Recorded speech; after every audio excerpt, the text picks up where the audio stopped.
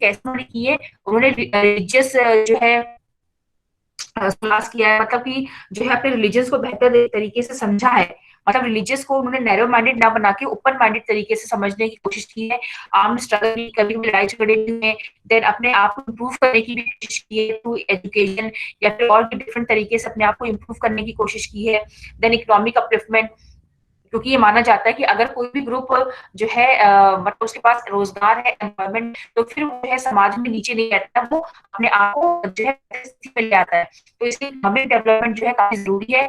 In all cases the choice of struggle has dependent on the circumstances that the marginalised find themselves in. तो मतलब basically इस chapter में हम लोग पढ़ेंगे कन्फ्रंटिंग मार्जिनाइजेशन। कन्फ्रंटिंग मतलब क्या होता है कि मार्जिनल लोग हैं, जो बैकवर्ड लोग हैं हमारे इंडिया में, जो माइनॉरिटी ग्रुप्स हैं, लाइक आदिवासीज हैं, या फिर जो मुस्लिम कम्युनिटी में जो वुमेन्स हैं, उन्होंने अपने आप को अपनी प्रॉब्लमेटिक सिचुएशन से उठाने के लिए किस तरह से स्ट्रगल किया है, उसके बारे में हम लोग पढ़ेंगे। देन आप यहाँ देख सकते हो इसमें क्या लिखा हुआ है, आदिवासीज, आपकी आवाज नहीं आ दलित्स, रही मुस्लिम ठीक से। women and other marginal groups, that simply by being citizens of a democratic country, they possess equal rights that must be respected. किसी भी बच्चे को आवाज नहीं आ रही है? मैम आ रही है। तो मैंने आपसे कहा ना कि जिसको नहीं आ रही है तो आप तब भी सुनते रहिए, क्योंकि मैं रिकॉर्डिंग भेजूंगी, क्योंकि जो है नेटवर्क में प्रॉब्लम हो सकती है, तो इसलिए आपके आपके नेटवर्क में प्रॉब्लम है, इसलिए आवाज नहीं आ रही है ना? तो क्योंकि फिर मैं क्लास तो नहीं रोकूंगी ना, तो जो भी अगर एक बच्चे को भी आवाज आ रही है तो आप सुनते रहिए, मैं आपको रिकॉर्डिंग भेजूंगी, तो फिर आप उसको और बेहतर तरीके से सुन लीजिएगा, लेकिन बीच में भी डिस्टर्ब मत करिए। Many among them look up to the constitution to address their concerns. और जो हमारे मार्जिनल ग्रुप्स हैं, उन्होंने जो है संविधान की जो है मदद ली है, संविधान का जो है काफी हद तक जो है उसको समझा है कि वो किस तरह से जो है हम जो कॉन्स्टिट्यूशन है लेके अपनी जो कंडीशन है उसको इम्प्रूव कर सकते हैं। तो ये जो है इंट्रोडक्शन में दिया हुआ है। अब हम आगे इसको पढ़ते हैं, आगे क्या दिया हुआ है इसमें, इवोकिंग फंडामेंटल राइट्स। ठीक है, अब देखो ये जो है आपको पता है कि हमारे संविधान में जो है माइनॉरिटी ग्रुप्स के लिए या फिर जो हमारे बैकवर्ड कम्युनिटीज हैं उनके लिए काफी जो है कुछ चीजें दी रखी हैं। तो उसी को हम पढ़ते हैं। The constitution as you have learn in the first chapter of this book lays down the principle that make a society and polity democratic. मतलब हमारे संविधान में जो है हमारे समाज को डेमोक्रेटिक और पॉलिटिक बनाने के लिए पूरा उसमें इंतजाम किया गया है। जैसे आपने सुना होगा कि हमें फंडामेंटल राइट्स दिए गए। ठीक है, सबसे बड़ी बात तो यह है कि भारत के जितने भी नागरिक हैं उनके अधिकारों की सुरक्षा करने के लिए हमारे संविधान ने हमें फंडामेंटल राइट्स दिए हैं, जो कि 6 प्रकार के होते हैं, और ये हमारे संविधान का जो है बहुत ही अहम हिस्सा है। These rights are available to all Indians. Fundamental rights are available to all Indians equally. ठीक है, चाहे वो माइनॉरिटी ग्रुप हो चाहे मेजोरिटी ग्रुप हो, सबके लिए जो है फंडामेंटल राइट्स बराबर तरीके से दिया हुआ है। अगर हम मार्जिनल ग्रुप्स की बात करें, ठीक है, तो they have drawn on these rights in 2 ways. मतलब उन्होंने जो है संविधान में जो राइट्स दिए गए उनकी हेल्प ली है। कैसे? पहले, by insisting on their fundamental rights they have force the government to recognise the injustice to them. मतलब समय समय पर जो ये आपके मार्जिनल ग्रुप्स हैं उन्होंने सरकार को बताया कि भाई संविधान में हमारे लिए ये कानून दिया गया है, और लेकिन हमारे साथ गलत हो रहा है, तो आप इस कानून के जो है उसको देखते हुए हमें बचाने की कोशिश करें, हमारे साथ जो इनजस्टिस हो रहा है हमें बचाने की कोशिश करें। तो फंडामेंटल राइट्स के सहारे जो मार्जिनल ग्रुप से उन्होंने अपनी सिचुएशन को इम्प्रूव करने की कोशिश की है। क्योंकि मान लो किसी के साथ गलत हो रहा है तो वो क्या कह सकता है, वो जाके पुलिस स्टेशन में ये कह सकता है कोर्ट्स में कि भाई ये फंडामेंटल राइट में तो ये दिया गया है कि हमारे साथ बराबरी का अधिकार किया जाए, लेकिन हमारे साथ ऐसा नहीं हो रहा है। तो जो भी हमारे साथ इनजस्टिस हो रहा है उससे हमें बचाना है आपको, क्योंकि ये हमारे संविधान ने हमें फंडामेंटल राइट्स में दिया हुआ है। ठीक है, now secondly they have insisted that the government enforce these laws. ठीक है, और दूसरी बात कि जो मार्जिनल ग्रुप्स हैं, जो हमारे पिछड़े हुए ग्रुप्स हैं, उन्होंने सरकार को हमेशा फोर्स किया है, उन्हें हमेशा मजबूर किया है वो फंडामेंटल राइट्स जो है, ये जो लॉस है इनको हमेशा एनफोर्स करे स्ट्रिक्टली। ये नहीं है कि सिर्फ पेपर पे ये सारे राइट्स हैं, उनको ओरिजिनली जो है ऑन ग्राउंड एनफोर्स करने के लिए भी कहा है। In some instances, the struggle of the marginalized have influenced the government to frame laws. कभी कभी तो ऐसा हुआ है कि जो हमारे ये मार्जिनल ग्रुप्स हैं, जो पिछड़े हुए ग्रुप्स हैं, उन्होंने इतना ज्यादा मतलब जो है स्ट्रगल किया है। कहीं आप देखेंगे कि वो बैनर लेके कहीं रोड पे सड़कों पे जा रहे हैं, कभी कुछ कर रहे हैं, तो इससे जो है हमारी गवर्नमेंट जो होती है वो मजबूर जाती है कि वो जो है फंडामेंटल राइट का जो स्पिरिट है उसको वो जिंदा रखें और इन लोगों की हेल्प करें। अगर आप हमारे संविधान को देखोगे तो उसमें जो माइनॉरिटी ग्रुप्स हैं, जो मार्जिनल ग्रुप्स हैं, उनके लिए बहुत सारी चीजें दी गई है। जैसे अगर आप आर्टिकल 17 देखेंगे, आर्टिकल 17 जो है इट इज वेरी इंपॉर्टेंट, आप सबको मालूम होना चाहिए कि आर्टिकल 17 क्या है। आर्टिकल 17 बोलता है इन the constitution that untouchability has abolished. ठीक है, आपको पता होगा कि हमारे इसमें फंडामेंटल राइट्स हैं, उसी में से एक फंडामेंटल राइट है वो आर्टिकल 17 का है, जिसमें दिया गया है कि जो भी अनटचेबिलिटी है, छुआछूत है, उसको भारत की जो संविधान है उसने अबॉलिश कर दिया। अबॉलिश मतलब खत्म कर दिया, मिटा दिया है। मतलब अब जब हमारा संविधान उसमें बना होगा 1900 26 जनवरी को, जब हमारा संविधान जो है इम्प्लीमेंट हुआ हमारे भारत में, तभी से क्या कहा गया था कि हमारे देश में छुआछूत की जो प्रथा है, जो आप की सबसे पिछड़ा हुआ ग्रुप है जिसके साथ हम लोग भेदभाव करते थे, उनकी सदियों से उनके साथ भेदभाव चला आ रहा था, उसको पूरी तरह से एबॉलिश कर दिया गया। एबॉलिश मतलब खत्म कर दिया गया। अब आजाद भारत में कोई भी अनटचेबल वर्ड यूज नहीं होगा, दलित वर्ड जो है छुआछूत ये टर्म यूज नहीं होगा, और कोई किसी के साथ भी इस तरह का जो है प्रैक्टिस नहीं की जाएगी। तो इसका मतलब क्या है कि कोई भी दलित जो है, what this means that no one can henceforth prevent Dalit from educating themselves. हम किसी भी दलित को शिक्षा लेने से जो है मना नहीं कर सकते, या किसी मंदिर में घुसने से मना नहीं कर सकते, हम या किसी को पब्लिक टॉयलेट यूज करने से मना नहीं कर सकते। लेकिन आजादी से पहले जब हमारा भारत था, क्योंकि उस समय हम लोगों को इतना एजुकेशन नहीं था और एजुकेशनली, तो उस समय आपको पता है कि छुआछूत की प्रथा थी। छुआछूत मतलब कि जो हमारे जो कुछ ऐसी कम्युनिटी थी जिनके साथ भेदभाव किया जाता था, जो हमारे जो पिछड़ी जाति के लोग थे, उनके साथ बहुत ही गलत बिहेव किया जाता था। उन्हें मंदिर में घुसने घुसने की परमिशन नहीं थी, वो कुएं से पानी नहीं ले सकते थे, वो क्या है जो कॉमन मार्केट है उसमें नहीं जा सकते थे, वो अपना घर में गाँव में बसा सकते थे। देन उन्हें मतलब एजुकेशन प्राप्त करने की फैसिलिटी नहीं थी। तो और मतलब वो यहाँ तक कि मतलब कि लोग उनसे बिल्कुल दूर रहते थे, उन्हें छूने का भी किसी को मतलब ये था कि उन्हें छू भी लिया तो हमें पाप लग जाएगा। तो इस तरह की चीजें थी। लेकिन आर्टिकल 17 में इन सारी ही चीजों को बैन कर दिया गया है, और इसका मतलब क्या है कि आप अनटचेबल लोगों के साथ कोई भी गलत चीज नहीं कर सकते। It is wrong to practise untouchability and that is not be tolerated by democratic government. अगर आपने किसी ने भी जो है दलित के खिलाफ या शूद्र के खिलाफ में अगर कोई गलत काम किया, तो उसे जो है पूरे कानून के तहत सजा दी जाएगी। ठीक है, देखो untouchability is a punishable crime now. मतलब सरकार ने कहा ही नहीं है, संविधान में सिर्फ ये कहा नहीं है कि आपको अनटचेबिलिटी नहीं करनी है, उल्टा अगर आपने अनटचेबिलिटी की तो फिर आपको जो है कानून के तहत सजा दी जाएगी, आपको जेल हो सकती है या आपके ऊपर भारी जुर्माना लग सकता है। ठीक है, तो ये दिया गया, मतलब पनिशेबल ऑफेंस कर दिया गया है। ठीक है, अगर हमने सिर्फ क्योंकि आप जानते हो ना कि सिर्फ कहने से लोगों को समझ में तो आता नहीं है, तो स्ट्रिक्ट एक्शन लिया जाता है। वो स्ट्रिक्ट एक्शन कैसे लेते हैं, जो है लॉ को पास करके। तो अगर आपने किसी भी कोई नीची जाति का व्यक्ति, आपने उससे जाके कह दिया कि भाई तुम तो ऐसे हो, तुम तो पढ़ नहीं सकते, तुम हॉस्पिटल नहीं जा सकते, तो फिर आपको जो है जेल हो सकती है। और फिर दूसरा क्या क्या क्या आर्टिकल नंबर 15, आर्टिकल 17 एंड 15 जो है ये इंपॉर्टेंट आर्टिकल्स हैं। There are other sections in the constitution that help to strengthen the argument against untouchability. For example, article 15 of the constitution notes that no citizen of India shall be discriminated against on the basis of religion, race, caste, sex और place of birth. ठीक है, अब article 15 क्या कहता है? Article 15 bans discrimination. Article 17 ने क्या ban किया? अनटचेबिलिटी। आर्टिकल 15 ने क्या बैन किया? डिस्क्रिमिनेशन। भारत में जितने भी व्यक्ति हैं, चाहे वो हिंदू हो, चाहे मुस्लिम, चाहे ईसाई, चाहे वो गोरा हो, चाहे काला हो, चाहे पुरुष हो, चाहे महिला हो, चाहे कोई किसी भी प्रकार से आप उसके खिलाफ भेदभाव नहीं कर सकते हो। ठीक है, नो डिस्क्रिमिनेशन, किसी भी डिस्क्रिमिनेशन मीन्स भेदभाव, तो आप किसी भी तरह का भेदभाव नहीं कर सकते on the base of religion, race, caste, sex और place of birth. This has been used by Dalit to seek equality where it has been denied to them.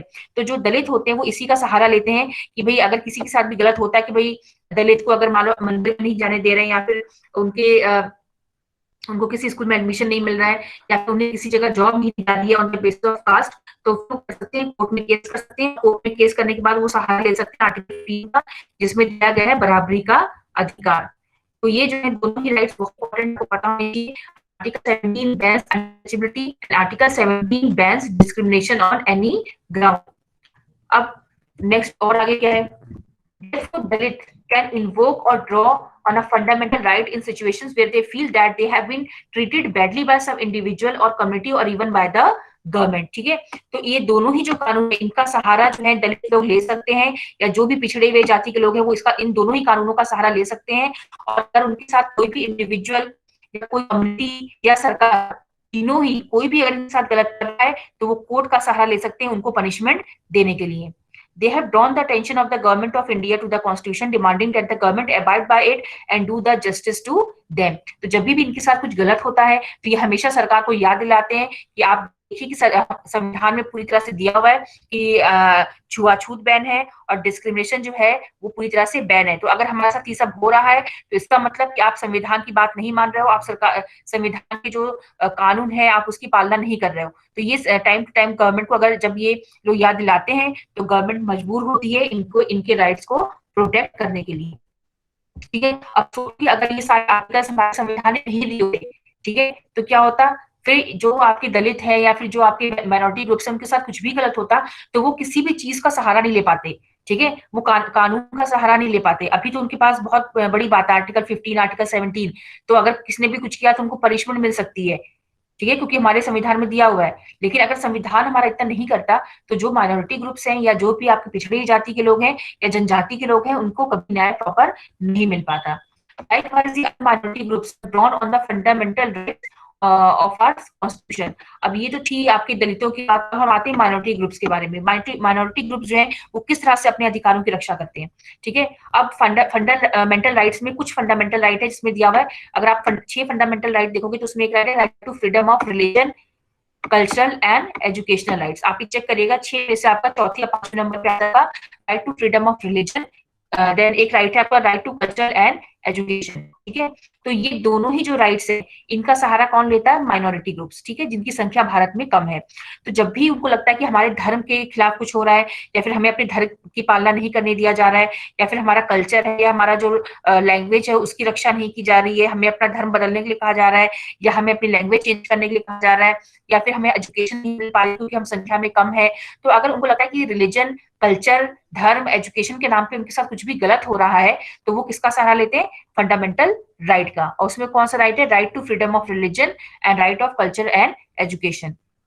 तो इन दोनों ही राइट्स का वो सहारा लेते हैं, जिसमें ये दिया गया है right to freedom of religion में क्या दिया गया है कि हमारा भारत जो है, आपने सुना होगा ना, India is a secular country, India is a secular country, और इंडिया में ऑफिशियल रिलीजन जो है नहीं होता है। हमारे देश में सारे ही धर्म जो है उनको एक बराबर माना गया है, और कोई भी धर्म जो है वो मतलब ये नहीं कि कुछ रिलीजन्स ऐसे जिनको हमारी गवर्नमेंट जो है वो मतलब फेवर करती है, हमारे ऐसे धर्म जिनको फेवर नहीं करती है। In India all religions are equal, that's why India is a secular country. ठीक है, तो जब भी मान सी कोई माइनॉरिटी ग्रुप है जैसे मुस्लिम्स हैं या क्रिश्चियन है या फिर सिख है या फिर जैनिज्म है, अगर उन्हें लगता है कि भाई हमारे धर्म को किसी भी तरह का खतरा है या फिर हमारे धर्म को प्रॉपर रिस्पेक्ट नहीं मिल रही है या फिर हमारे धर्म के व्यक्ति को जॉब नहीं मिल रही है, पढ़ाई में प्रॉब्लम हो रही है या कल्चर को प्रॉब्लम हो रही है, तो वो इन दोनों ही राइट्स का फायदा उठाते हैं। इन दोनों ही राइट्स को मतलब बेसिस मानकर वो कोर्ट में जा सकते हैं कि भाई हमारे क्योंकि इंडिया एक सेकुलर कंट्री है तो हमें हमारी धर्म की आजादी हमसे कोई नहीं छीन सकता, या हमसे हमारा कल्चर का और एजुकेशन का आधार हमसे कोई नहीं छीन सकता है। ठीक है, In case of cultural and educational rights, distinct cultural and religious groups like Muslims and Parsis have the right to be the guardian of the content of their culture as well as the right to make decision on how the best content is to be preserved। ठीक है, अब देखो जैसे इसमें Muslims and Parsis जो है हमारे देश में जो है अल्पसंख्यक है, मतलब इनकी संख्या हमारे भारत में कम है, तो उनको पूरा अधिकार दिया गया है under culture and educational rights की वो अपने लैंग्वेज, अपने एजुकेशन को बचा के रखें। इसलिए आपने देखा होगा कि जो मुस्लिम्स हैं वो मदरसा ओपन कर लेते हैं, है ना, जिस तरह के उनको अपनी जिसमें वो अपना कुरान है या अपनी जो शरिया के जो लॉज है वो सब अपने जो है बच्चों को पढ़ाते हैं, तो इसमें हमारी गवर्नमेंट जो है इंटरफेयर नहीं करती है। सिमिलरली जो क्रिश्चियंस हैं उनके अपने खुद के स्कूल्स एंड कॉलेजेस होते हैं, तो उसमें भी हमारी गवर्नमेंट इंटरफेयर नहीं करती है। और जो इंडिया में जितनी भी सरकारी स्कूल एंड कॉलेजेस हैं उसमें कोई भी धर्म के नाम पे पढ़ाई नहीं होती है या फिर धर्म वाले जो रिचुअल्स हैं वो फॉलो नहीं किए जाते हैं। तो हमारे जो माइनॉरिटी ग्रुप्स हैं उनको पूरा अधिकार दिया गया है कि भाई आप जिस तरह से चाहो उस तरह से अपने धर्म और अपने कल्चर को बचा सकते हो, अपनी लैंग्वेज को बचा सकते हो। Thus, by creating different forms of rights, the Constitution tries to ensure cultural justice to such groups। ठीक है, अब मैं आपको एग्जांपल देती हूँ। ऐसे बहुत सारे देश होते हैं जहाँ पे क्या होता है कि जो ग्रुप्स माइनॉरिटी में होते हैं, जो कम संख्या में होते हैं, तो दूसरा ग्रुप जो होता है, जो मेजोरिटी में होता है, वो क्या करता है, उनको दबाने की कोशिश करता है, उनको मजबूर करता है कि वो अपना धर्म परिवर्तन कर ले। मतलब किसी भी मान लो है कहीं वो चाहते हैं कि भाई अगर वो किसी भी जो माइनॉरिटी ग्रुप है उनको फोर्स करते हैं, जो मेजोरिटी ग्रुप की भाई उन्हीं के धर्म को अपना ले और अपना धर्म छोड़ दें, या अपनी लैंग्वेज बोलना छोड़ दें, या अपना कल्चर एंड ट्रेडिशन छोड़ दें, और इस तरह से है जैसा मेजोरिटी ग्रुप का है। बट इंडिया में ऐसा नहीं होता है। आपको पता है मेजोरिटी जो है इंडिया में किसकी है, हिंदू की है। लेकिन हिंदू जो है वो कभी ऐसे लेकिन जो हमारी गवर्नमेंट है वो कभी भी अदर रिलीजन्स को फोर्स नहीं करती है कि आप जो है हिंदू कल्चर में कन्वर्ट हो जाए, हिंदुज्म में कन्वर्ट हो जाए, या फिर हिंदू कल्चर एंड ट्रेडिशन को ही फॉलो करें, या फिर जो मुस्लिम बच्चे क्रिश्चियन बच्चे जो सरकारी स्कूल में पढ़ते हैं उनसे ये नहीं कहा जाता है कि आप जो है कलेवा बांधे हाथ में या तिलक लगा कर आए। मतलब उन्हें इन सब प्रैक्टिसेस के लिए मजबूर नहीं किया जाता है।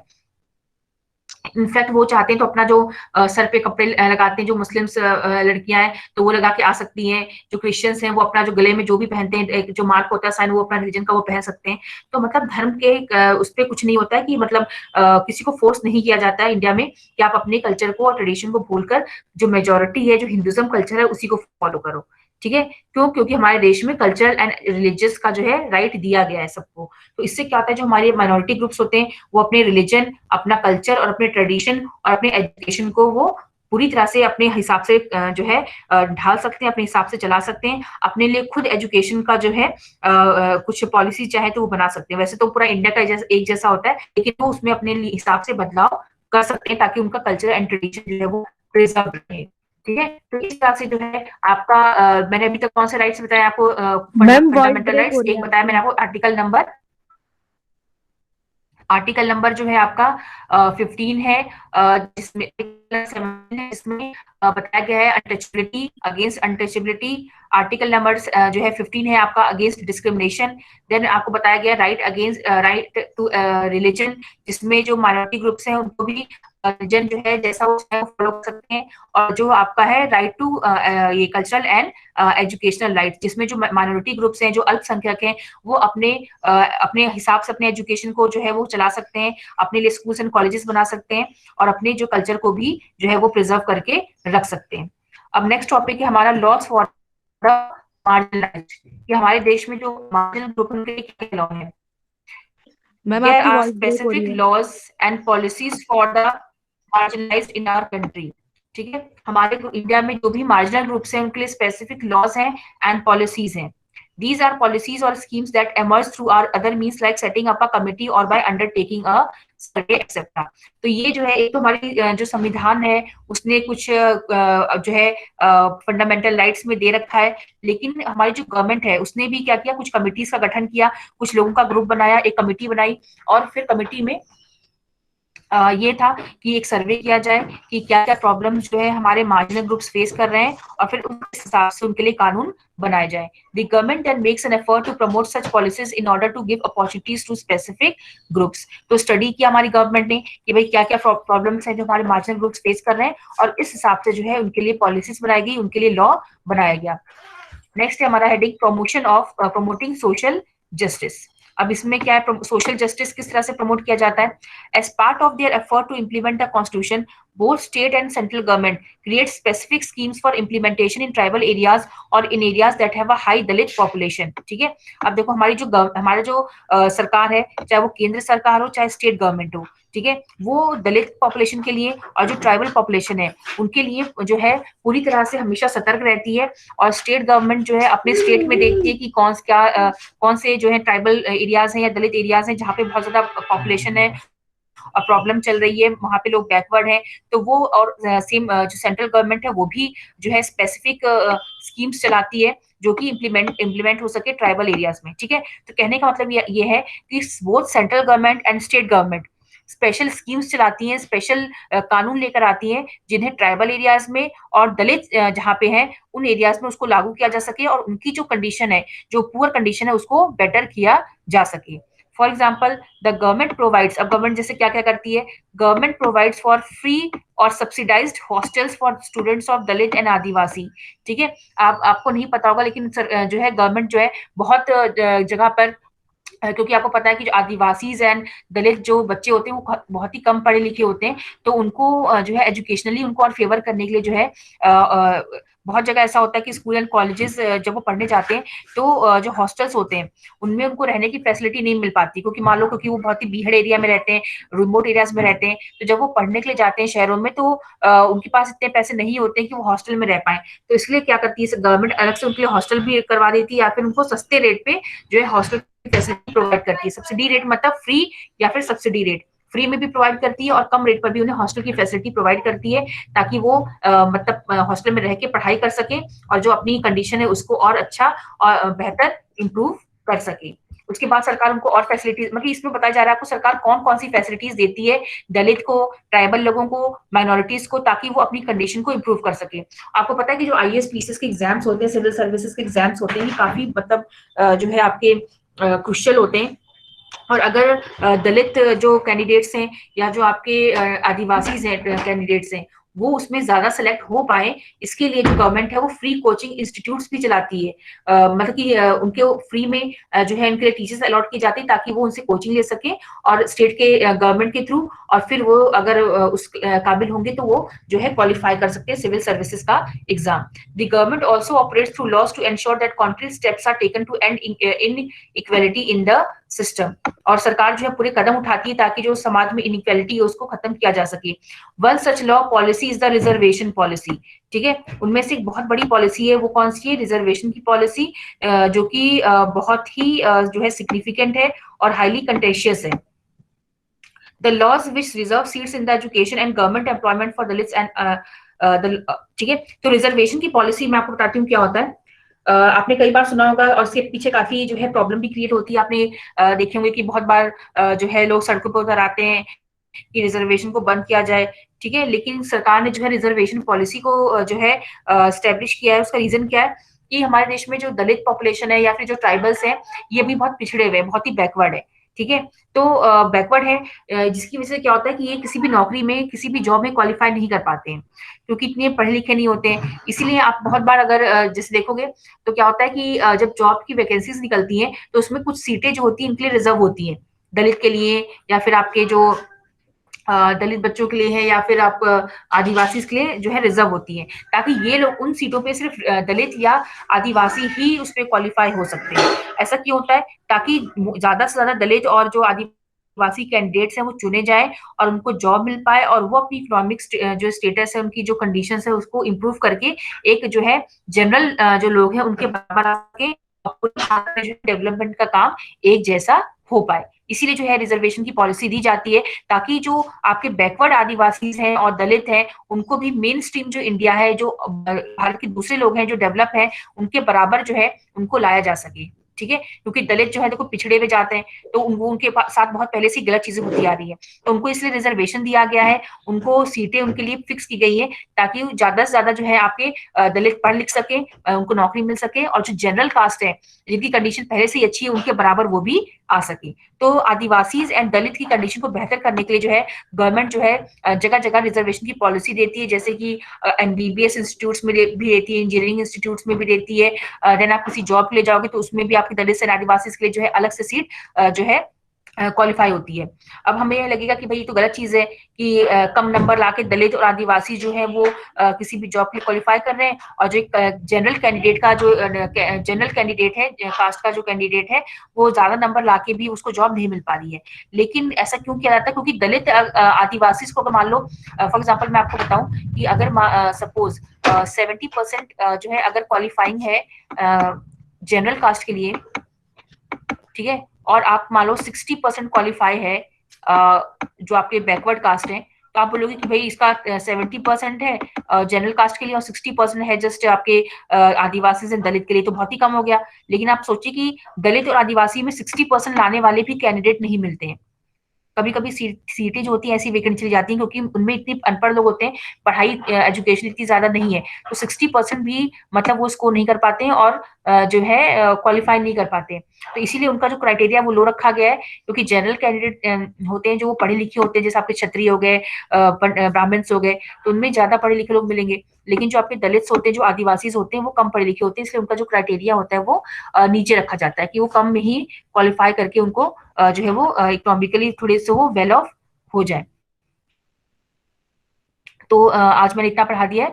आप कई बच्चे कहते हैं आवाज नहीं आ रही, तो मैं ये जो रिकॉर्डिंग है वो आपको भेज दूंगी आपके क्लास ग्रुप पे, और जो आपका गूगल क्लासरूम है उस पर भेज दूंगी, तो आप इसको दोबारा से सुन लीजिएगा। इसके बाद जो है हम आगे पढ़ेंगे।